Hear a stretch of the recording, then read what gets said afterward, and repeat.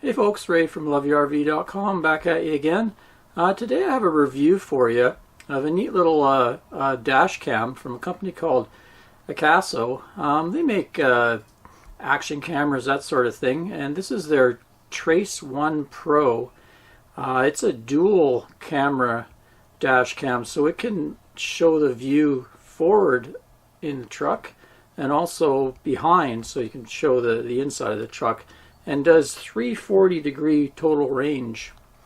So just go through some of the stuff that came in the box, and then we'll have a quick demo of the cam and then go hook it up in the truck. So this is the little mounting. It mounts to the windscreen here, windshield, with a little suction cup mount, and then that thing hooks into the camera. You get a charging cable. It's nice that it actually came with a micro SD card included, 32 gigabytes. I think you can go up to 128 gigabytes with this. This little tool is for prying off. There's a little front part here you have to pry off to hook this up, and also to help stick the wires in behind things in the vehicle.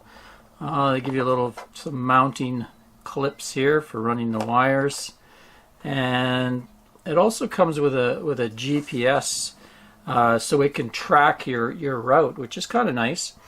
I think from what I'm looking at in the manual, you can track your route and then bring it up on a map later. So there's some 3M tape here, and this is an anti-static thing that fits up on the windshield to mount the GPS part, but I'll show you that in a minute. I've actually already installed the wiring into the truck. If you saw my last video where I pulled the truck dash apart, you can see where I ran the wires. And we got a quick reference guide.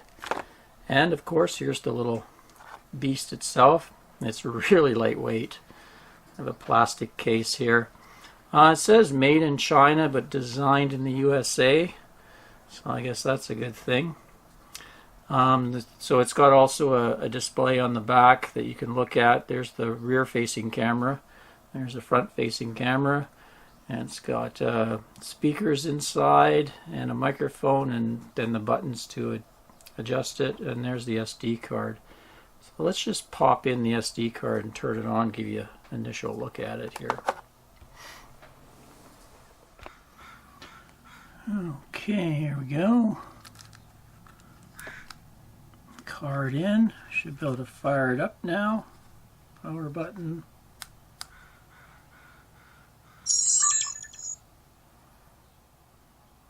Okay, so there's the forward cam, and down here looks like we can hit the dual cameras, and there we go. Cool. So it's got all sorts of features other than the dual cameras. It has a really cool feature is it has a parking monitor. So when you turn it off and you have the parking monitor engaged, if someone hits your car, it'll come on and record for 30 seconds. So maybe you get a chance to see who actually smacked into your car. When it's in this mode, you can see it's 1080p dual at 30 frames a second. If you're in just the forward-facing camera, it's 1080p, which is full HD at 60 frames a second. It also can do what's called 2K, which I really hadn't heard of before, but it's a little better than HD. I think it's 2080 or something by 1080. So you just get a little bit of a wider picture out of it. But 1080p should be really plenty. That's a really good crisp picture. It also has what they call Starvis, Sony Starvis night vision. So even in complete dark, you should be able to still read a license plate of a vehicle in front of you. I kind of like this feature too. When it goes to sleep, you can have it just show a clock, which is kind of cool if you're driving along. It shows you the time. It's also able to work through Wi-Fi, so you can set this as a Wi-Fi connect, and then on your cell phone you can connect to it and view your videos and download your videos, and and adjust the adjustments for it. So that's kind of a neat feature. Also has a fatigue reminder. So you can set it for, I think, 1, 2, and 4 hours, so it alerts you so you don't fall asleep. And it also loop records on the SD card, so you can have it just record over itself as you go. So that feature was really good in my Garmin Dashcam. That was my previous Dashcam, was the Garmin Dashcam 20, which I've had probably 3 or 4 years now, and you've seen the footage in several of my videos. It was a good old Dashcam, but I think this one's going to be even better. So let's go install it in the truck. First thing is we'll put the suction cup on. So you take this little tool, pry open this rubber bit, and you can slide that in there, yes, just like that, and put their little advertising back on. There we go. So I peeled the film and then stuck the strip up to here, and it's kind of just a plastic, clear plastic, so it sticks to the window quite nicely. But I guess you can easily get it off. And then there's the 3M tape here to tape the GPS sensor in place. So that's a really good idea. At least you don't have this, if you want to remove it, you don't have this goop on your window. There we go. So the GPS pickup is glued right in there with that double-sided mounting tape onto the nice plastic strip. And then I've tucked the cord behind my headliner here. I used one of their little clips here just to secure the wire in place, plugged it in, and attached the dash cam to the window. I really like this suction cup. It's much nicer than my Garmin. My Garmin kind of had the old classic push one. This one's a turn one, and it feels actually much more locked onto the window. So I've just put that on the passenger side here, kind of out of my driver's side view.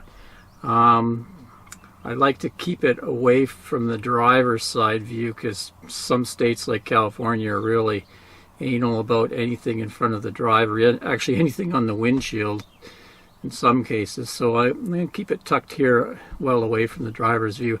It'll probably impact the rear facing camera, but not so much into that anyway. I'm more concerned with having really good front facing footage, so I'd rather just have the front only and get the 1080p at 60 frames a second. But so let's give her a go. Put the keys in the ignition and see if she fires up. Oh, how did I install the wire? Like I say, you can watch my last video where I ripped apart the dash here. Well, I didn't rip it apart. There's a couple of screws and the whole thing comes off. And it was a good time to move all my wiring in there, like my GPS and my rear view camera display is going to be tucked down in there. But for the dash cam, it came with a nice long piece of wire, so I wrapped it back under the headliner. Then I took a couple screws out of this and got it in behind the door thing, tucked it in behind there. You can just barely see the wire coming in there. Then it's behind this rubber piece down there, and then it's tucked in behind here, and it goes just up in there behind everything. So really you can't see the wire anywhere, and it pops up in there. And it came with a cigarette lighter, 12 volt power plug. You're supposed to plug it into something like that right down there, one of those things. But I actually put it inside, and it's wired into there, so I have a nice clean install.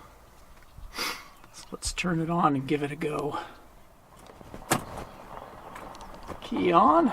So she's booting up.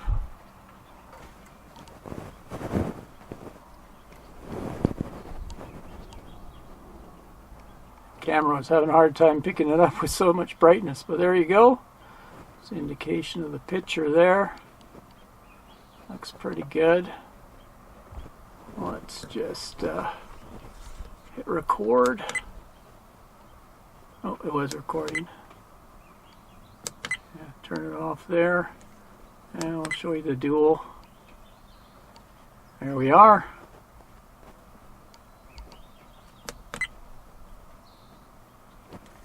So I won't go through all the display features right now. Use it for a while and see how everything goes.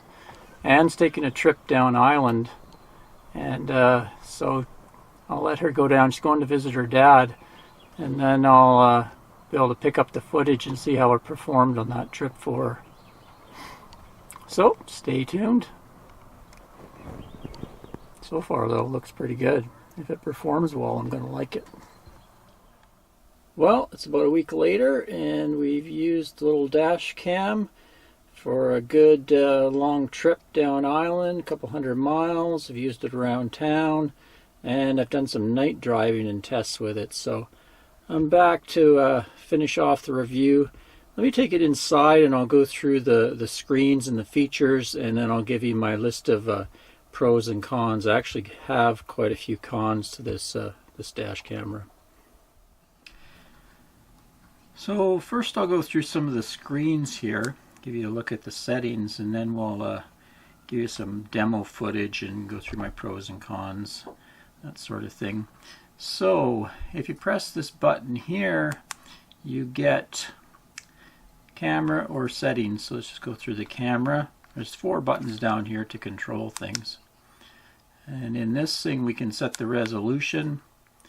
You can see there we got 1080p at 60, or you can do the dual. In the dual you get 1080p but only 30 frames, and then there's this 2K at 30 frames, which I didn't find made much difference in my experience with it.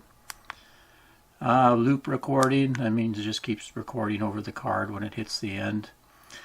Dual cam display, you saw that. Wide dynamic range, on or off. Record audio, so you can record the audio inside the vehicle or choose not to. Date stamp, that's pretty obvious. And then the G sensor, you have 3 settings here. That's if you do get in an accident, you know, and the thing gets bumped. It'll decide whether it'll come on, record for a certain amount of time. I think it's 30 seconds or so, and it'll save that locked on the card, so it won't erase that. Any of the G4 settings that get set off. So if you're on a really rough road, you'd want to set it to high or low. I don't know which, but it comes as low, and I didn't really have any faults going on. Okay, we'll just go back and we'll go over and go through some of the advanced settings here. We've got the screen save. So the screen save, when you have that on, then the display turns off and the time shows up. Time display, just the format, on or off. Wi-Fi, you can have Wi-Fi on or off in that setting. There's some shortcut buttons too, I'll show you.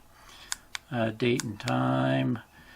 Time system, the beeping sound, first thing I turned off. I hate when you're adjusting things, it's going beep, beep, beep.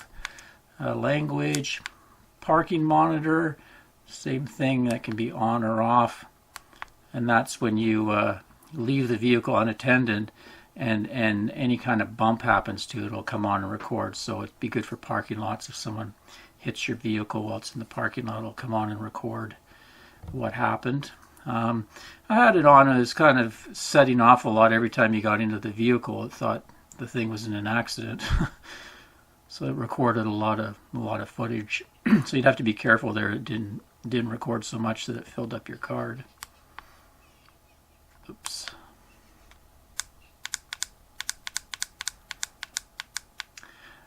Frequency.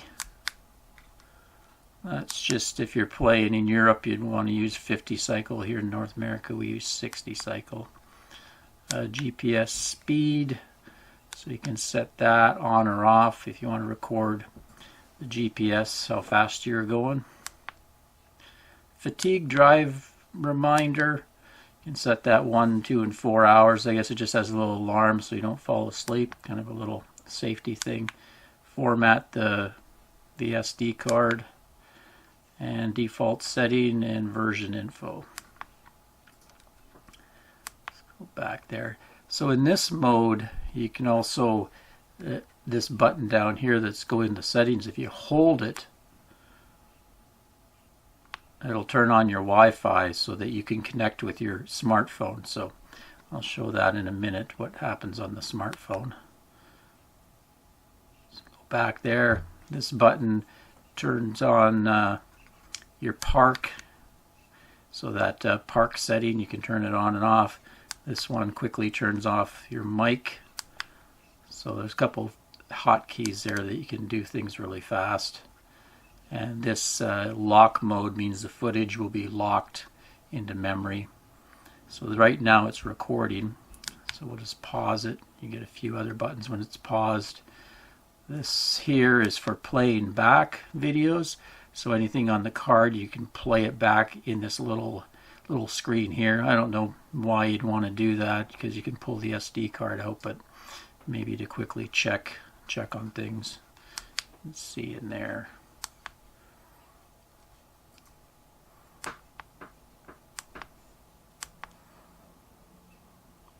Okay, and this is quickly switches to dual cam from a single cam, so you get the rear view stuff going on.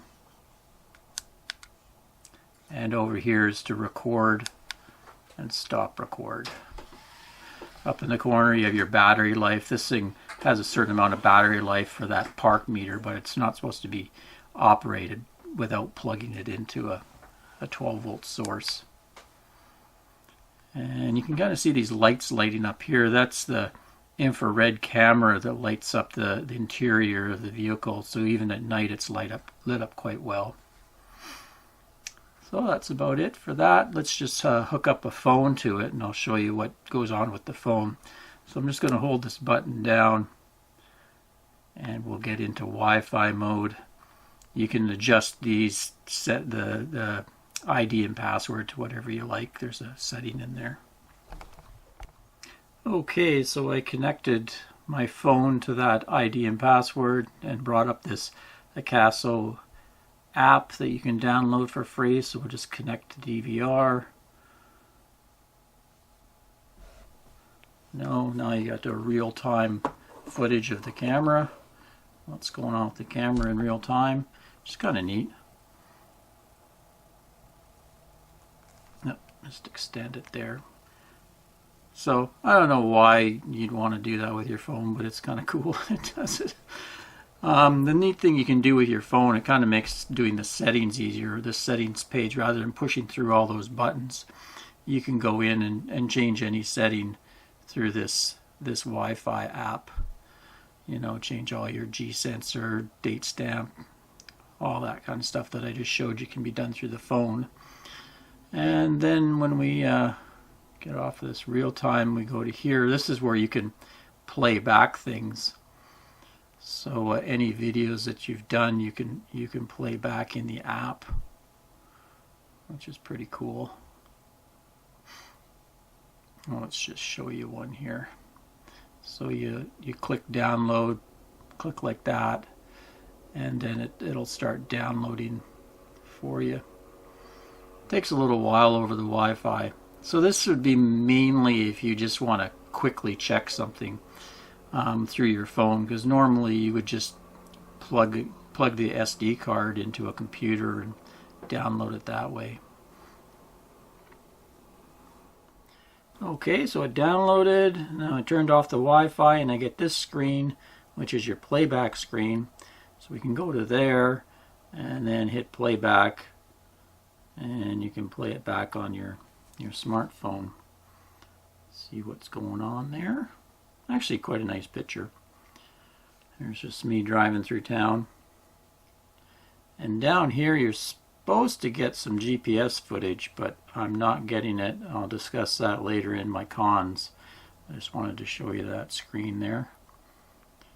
Back to there. And you can go through your different park. These different cameras are front facing if you have footage, or rear facing, or parking monitor footage. Okay, so let's continue on. with my pros and cons and give you some demo footage while we're doing it.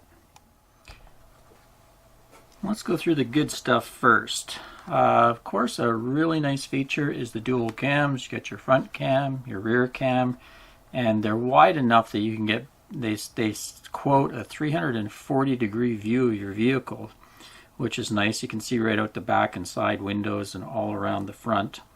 Next, you got Wi-Fi access, which is kind of a neat feature to have in a dash cam. You got a parking monitor. I thought that was pretty cool, that it'll sit there and if someone hits your vehicle, wake up and record things. It came with a 32 gigabyte SD card included. I thought that was pretty neat. Most of the things come and then you have to run out and buy a micro SD card for them. It stuck well in the window. This thing seemed to be worked pretty good on my window. It felt very firm, doing a little twist thing, versus the Garmin one had kind of a clamp, different type of clamping mechanism, and then it would fall off when it got really hot sometimes. We'll have to see with this. I haven't had it very long. Very good audio pickup with the mic on the internal sound. I give it marks, high marks for that. The audio pickup's quite nice. Also, it has a time display, so when you set the screensaver and it's in the vehicle and it switches like that, you get time and a nice big display. And our vehicle didn't really have any time in it unless you left the radio on, so that's kind of nice. You got the G sensor, so if you get in an accident, it'll record the video, then lock the video from being overwritten. It has pretty decent night vision with that Sony Starvis system, so I'll give you some footage of that as it cruises around at night. I took it out at night just to get a good feeling for how the video would come out at night, and also the inside of the cab with the rear view and the night LEDs in here. It came out quite clear inside.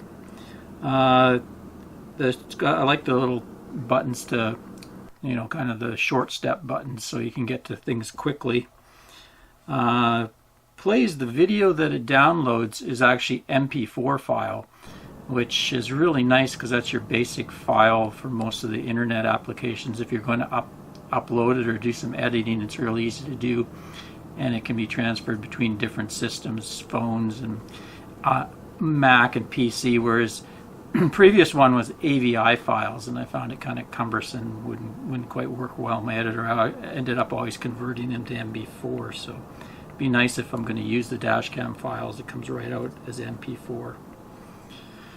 Okay, so let's get into the cons now. I have quite a few actually for this little sucker.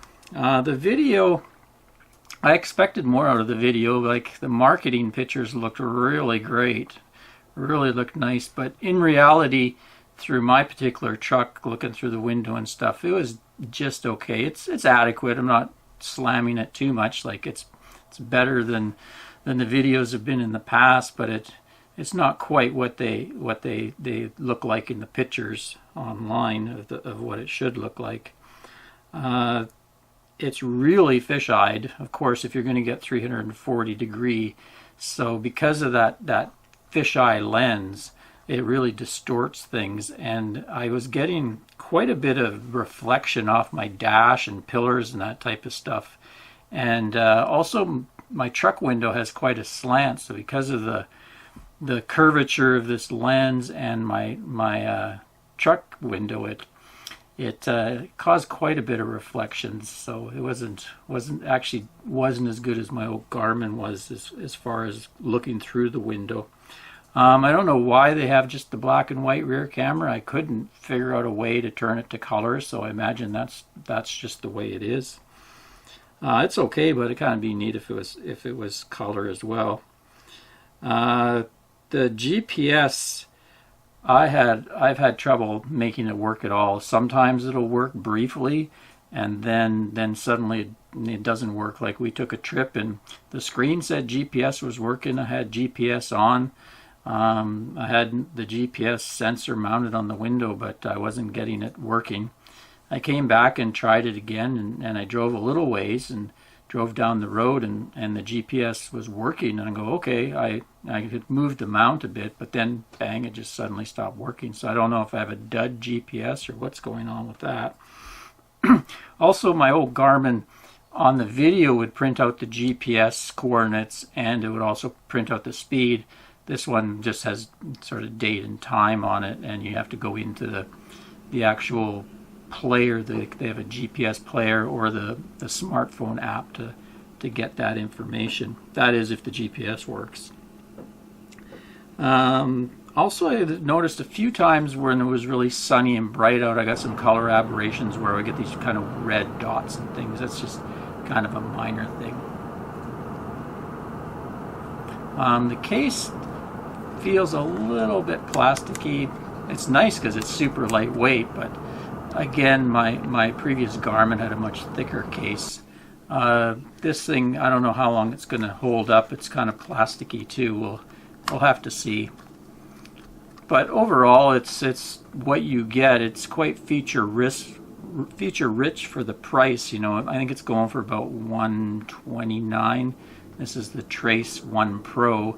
So, you know, you get dual cameras and a lot of features packed into it. So as far as that's concerned, I think the money's pretty good for all the things you get. I just wanted to point out all these things, and I don't really know what's going on with that GPS. Maybe I just got a bum model in that. Well, there you go. That's my take on the Akaso Trace 1 Pro dual dash cam. Till next time, Ray from LoveYourRV.com. Thanks for watching, folks. Cheers, everyone.